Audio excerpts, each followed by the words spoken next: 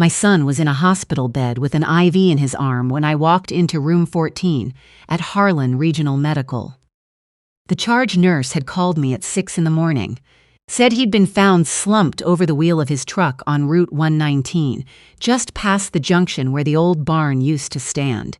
Someone driving to an early shift had spotted him and called 911. He'd been there since the night before. They told me it was sedatives, a high dose, not lethal, but enough to put a grown man under for the better part of a day. I pulled a chair to his bedside and waited. I am not a woman who cries easily. I raised 2 children on a librarian's salary after my husband passed, spent 30 years keeping order in things that tend toward chaos. I know how to wait without unraveling. But sitting in that white room with the hum of machines and the smell of antiseptic, I felt something cold settle in my chest that I hadn't felt since the night I buried my husband. Not grief, something older. The particular stillness that comes right before a woman decides to act. My son opened his eyes at 10:30. He looked at me the way a person looks when they're not quite sure the world outside their head is real. Then his hand found mine on the blanket. He gripped it so hard, I felt the pressure all the way to my elbow. "It was her mother," he whispered. His voice was barely there, raw, like something scraped down to the bone. "She did it because of the will. She found out I knew." And my sister, who had driven 2 hours from Jellicoe the moment I called her, sat in the corner of that room with her arms crossed and her eyes already working. She said 3 words. "Then we move." I should tell you who I am before I tell you what we did. My name is Edith. I am 63 years old. I retired from the county library system 4 years ago, after 3 decades of cataloging other people's stories. I live alone now in the house where I raised my son and his younger sister, a 2-story frame house on Clover Hill Road with a garden in back that my late husband and I planted together the year we moved in. He passed 7 years ago. Heart failure, sudden, no warning. One afternoon, he was on the back porch reading the newspaper. The next morning, he was gone. My son, Sawyer, is 34. He's a civil engineer. He builds things, bridges, drainage systems, the kind of invisible infrastructure that holds towns together. He married his wife 4 years ago after a courtship that was, if I am honest, too fast for my comfort. She was the daughter of a prominent woman in the county. Prominent the way people get prominent in small places, meaning she sat on every board, donated to every cause, and made sure everyone knew her name. Her husband had died 8 months before their wedding, leaving behind a farm outside of town, a timber rights trust, and what everyone understood to be a substantial amount of savings. 3 grown children stood to inherit equally. That was the plan. That was what her grandfather's will said, the one he had drawn up before his health declined. It was not what actually happened. Sawyer told me everything in pieces over the next 2 hours. His voice kept fading. The nurse came in twice, and I sat between visits with my hands folded in my lap and my face composed, because a composed face gives people permission to keep talking. 3 weeks before that morning, his mother-in-law had asked him to help her organize estate documents. A reasonable request. He had a methodical mind. She knew that about him. She gave him a cup of coffee and a stack of folders and left him alone in her study for 2 hours while she attended to something in the house. He had not meant to find what he found. He was simply thorough. The trust documents had been altered, not clumsily.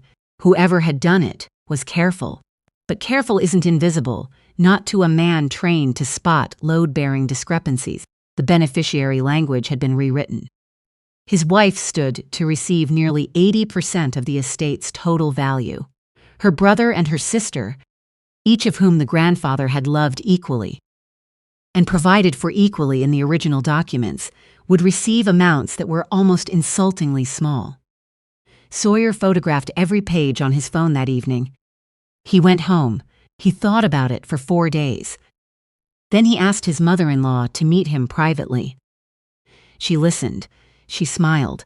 She told him he had misunderstood. The documents were complex. There were tax considerations he wasn't aware of. She would be happy to explain everything. She invited him to breakfast the following morning. He went. She gave him coffee. He remembered sitting down at the kitchen table. He remembered sunlight coming through the window above the sink. After that, nothing, until the inside of that hospital room. I think she went through my pockets while I was under, he said. She was looking for the phone. He had been wearing a different jacket that morning than the one he'd worn the night before. The phone was still at home in the jacket on his nightstand. The photographs were still on it. She had moved him like a problem she was managing, driven him out of town herself, or had someone do it, and left him on the shoulder of Route 119, where the cell signal was unreliable and the traffic was sparse. Left him to wake up confused, or to be found too late, or to decide that whatever he thought he'd seen in those documents wasn't worth the trouble of pursuing. I sat very still and listened to all of this. Then I said, "Where is your phone right now?" He told me. I called his neighbor with the spare key. She had it to me within the hour. My sister Bernice and I had been close all our lives and different in almost every way. I went into books. She went into the Army. She served 2 tours overseas as a field nurse, came back to Tennessee, and built a quiet life in a small town where she raised chickens and kept a wood stove going 9 months out of the year. She had that particular quality that some military people carry. Not toughness exactly, more like economy. She didn't spend words she didn't need. She didn't waste motion. When she arrived at the hospital and I told her what Sawyer had told me, she listened without interrupting. Then she asked 4 questions in order. What's the evidence? Who has connections to the local sheriff? Do we trust the hospital staff? What does the wife know? That last one I didn't have an answer to yet. My daughter-in-law arrived at noon. She came in crying, which was appropriate. She held Sawyer's hand and pressed her face to his shoulder and said everything a frightened wife is supposed to say. I watched her from the chair by the window. She was good at it. I'll give her that. But she asked twice, in 2 separate conversations, 20 minutes apart, whether Sawyer had said anything coherent yet. Not how is he feeling. Not what do the doctors say, whether he had said anything. Bernice met my eyes across the room. She had noticed too. I want you to understand that I did not go to the local sheriff. This was not paranoia. My daughter-in-law's mother had chaired the county fair committee for 15 years. Her name was on the plaque outside the sheriff's substation for a donation she'd made after the flood. I am a librarian. I understand how institutions remember the people who fund them. Instead, Bernice made calls. She had a contact from her Army years, a man who had done 2 tours in a support intelligence role and now worked as a private investigator out of Knoxville. She trusted him the way you only trust people you've been cold and scared and far from home with. She told him what we had and what we needed. Within 48 hours, he had found something. 20 years ago, when my daughter-in-law's maternal grandparents had died within 18 months of each other, their estate had been similarly contested. There was a son, my daughter-in-law's uncle, her mother's younger brother, who had been systematically excluded from the inheritance. At the time, he accused his sister of forging their parents' signatures on amended documents.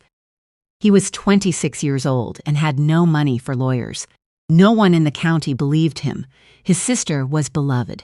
He moved to Ohio and never came back. Bernice called him on a Thursday evening. He picked up on the second ring. "I've been waiting 20 years for someone to call me," he said. He drove down within the week, sat at my kitchen table with a cardboard box he'd been keeping in a closet for 2 decades. Old letters, photographs of documents, a sworn statement he'd had notarized back then and never found a use for. He told me about his father, what he was like, what made him laugh, the way he used to whistle while he worked the fence line in the mornings. I listened to every word. I thought it was probably the most important thing I did in that whole long season. Meanwhile, Bernice's contact kept digging. And then he found something that changed the nature of what we were dealing with. My daughter-in-law's father, the man who had left behind the farm and the trust and the timber rights, had died 9 months before Sawyer's wedding. Official cause: cardiac disease. He had been declining for about a year. What the investigator found, working through pharmacy claims attached to the estate's medical expense records, was this. In the 8 months before his death, the man's cardiac medication dosage had been systematically reduced. Not by his doctor's instructions remained unchanged throughout, but the prescriptions being filled, authorized under a power of attorney held by his wife, reflected a lower and lower dose with each passing month. He had been denied the medication that was keeping him alive. Not dramatically, not quickly. Slowly, month by month, in a way that would read on any chart as ordinary disease progression. I sat in my kitchen at 2 a.m. with that document on the table in front of me, and I thought about my own husband. About how he died quickly, how I have always, in my worst moments of grief, been grateful for that. That he didn't suffer, that nothing was taken from him on purpose. And then I thought about what kind of person could sit at a man's bedside and watch him fade, knowing she was the reason. I folded the document and placed it in the blue folder with everything else. My hands did not shake. I met my daughter-in-law for coffee in the hospital cafeteria on a Friday afternoon while Sawyer was sleeping. I had thought carefully about what I wanted to say and how I wanted to say it. I have spent a lifetime placing exactly the right thing in front of a person at exactly the right moment. I asked her simply whether she had known about the changes her mother had made to the trust documents. She didn't flinch. That was what told me. An innocent person flinches. She went very still, the way a person goes still when they've been waiting for a question and have already prepared the answer. I didn't know all of it, she said. That sentence, that carved, careful sentence. She had known enough. She had known her siblings were being cut out. She had known her share was growing at their expense. She had said nothing because the farm was worth something and the timber rights were worth more, and her mother had made sure she understood that silence had a price attached to it. She did not know about the medication. I watched her face when I told her what we'd found, and I believe that part was genuinely new to her. She went a color I'd never seen on a living person. But she had known enough, and she had chosen. I think, I said quietly, that you should speak with your brother and your sister before this goes any further, not for my sake, for yours. I left my coffee half finished and walked back upstairs to my son.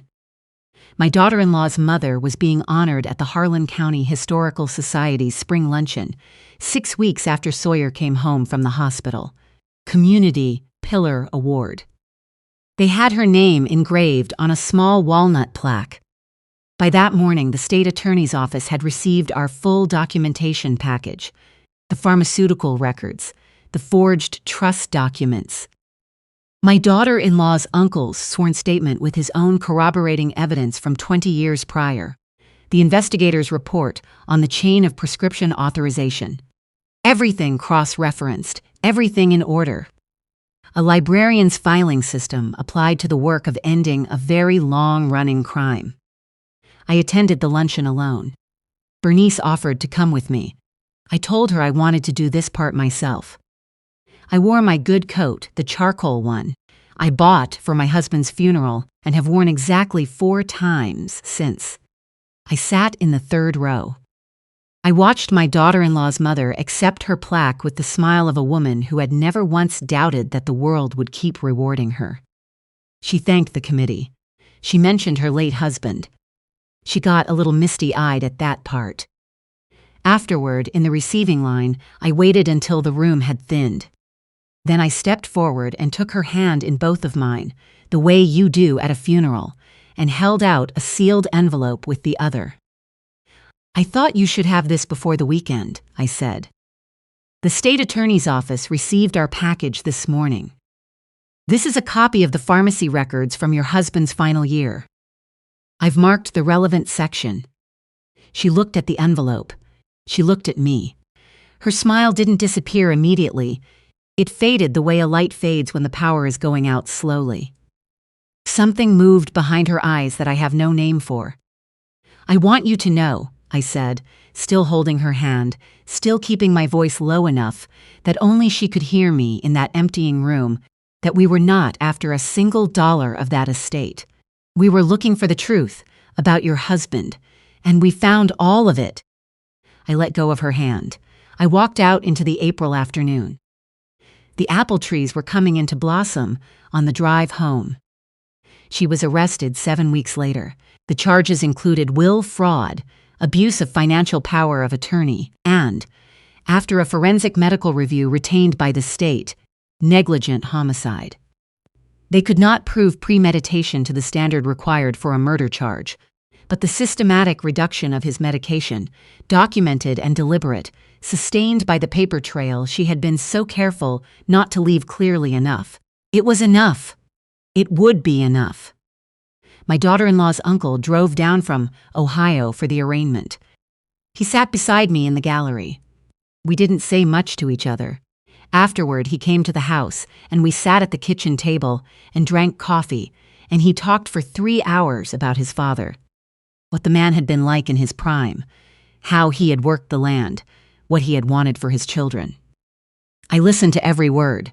I thought it was the right thing to do. Give the dead their story back, told honestly by someone who loved them. My daughter-in-law cooperated partially with investigators when her attorney made clear to her what cooperation was worth in practical terms. It reduced her exposure in the civil suit her brother and sister filed. It did not save the marriage. Sawyer had been very quiet since coming home from the hospital. He didn't rage. He didn't break down in front of me.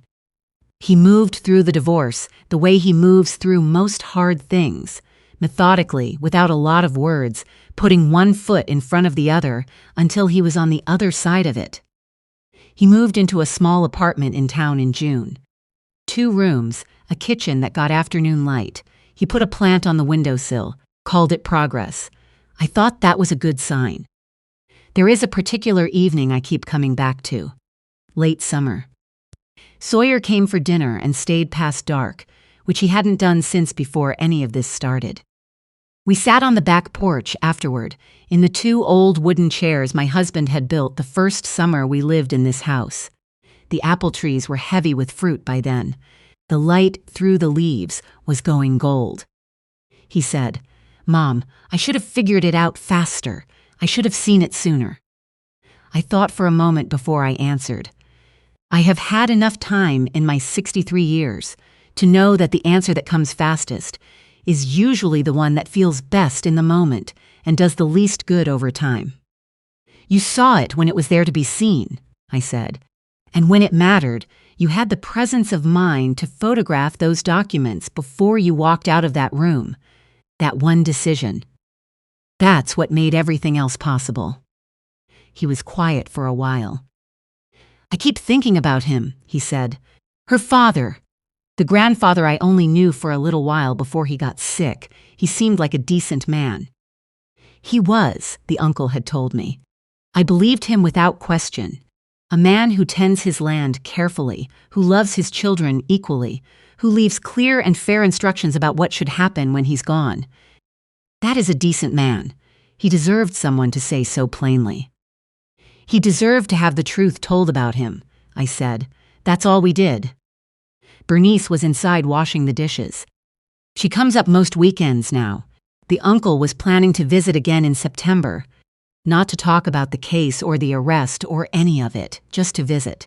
Just to be somewhere that had known his family, that could remember who his father was, that wasn't entirely shaped by loss and exile. My son leaned back in his chair and looked up at the sky darkening over the ridge. He looked like himself again.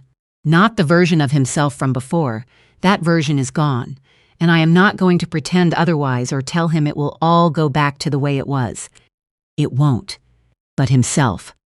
Recognizably himself, sitting on the back porch of the house where he grew up, in the presence of people who would not leave. Some things are taken from you and don't come back. You build something new in the space they leave.